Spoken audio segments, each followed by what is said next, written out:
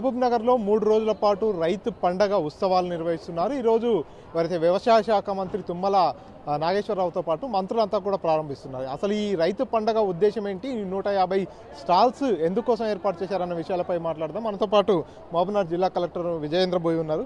Madam చెప్పండి, ఏంటి ఈ రైతు పండగ కార్యక్రమం యొక్క ముఖ్య ఉద్దేశం ఏంటి?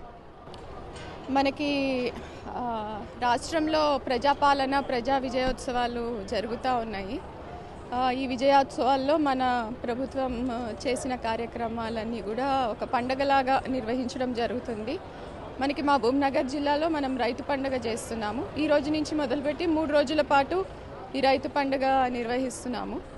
దీంట్లో భాగంగా అంటే రైతులకి సంబంధించి వ్యవసాయానికి వాటి అనుబంధ రంగాలకి సంబంధించిన అన్ని ఉత్పత్తులు, అన్ని ప్రొడక్ట్స్, మెషినరీ అవన్నీ కూడా ఇక్కడ ఎగ్జిబిషన్ ఏర్పాటు చేయడం జరిగింది. దీంతో పాటుగా రైతులకి అవగాహన కార్యక్రమాలు, శిక్షణ కార్యక్రమాలు కూడా వివిధ సంస్థల నుంచి శాస్త్రవేత్తలు కానీ నిపుణులు కానీ వచ్చి శిక్షణ కార్యక్రమాలు నిర్వహించడం జరుగుతుంది. ఇది 3 రోజులు కొనసాగుతుంది. ఆఖరి రోజు మనకి ఒక పెద్ద సదస్సు కూడా ఉంటుంది. గౌరవ ముఖ్యమంత్రి గారు కూడా పాల్గొంటారు. రైతులందరినీ కూడా ఇక్కడికి వచ్చేలా పూర్తిగా ప్లాన్ చేశారు. రైతులంతా కూడా ఈ కార్యక్రమంలో పాల్గొనే అవకాశం ఉంది.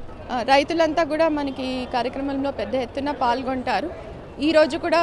ఈరోజు రేపు వివిధ జిల్లాల నుంచి రైతులు ఈ ప్రదర్శనకి రాబోతున్నారు.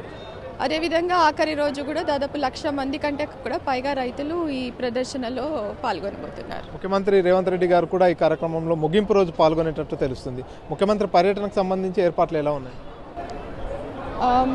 అన్ని ఏర్పాట్లు చేస్తున్నాము. ఆఖరి రోజు గౌరవ ముఖ్యమంత్రి గారు ఈ ప్రదర్శనలో పాల్గొనడం, తర్వాత రైతులతో ఇంటరాక్ట్ కావడము, బహిరంగ సభలో పాల్గొనడం జరుగుతుంది. కాబట్టి సంబంధించిన కార్యక్రమాలన్నీ కూడా చేస్తున్నాం. దాదాపుగా 150 స్టాల్స్ ఏర్పాటు చేశారు. ఈ 150 స్టాల్స్ అన్ని కూడా కేవలం రైతులకు ఉపయోగపడే వాటికి ఉన్నాయి.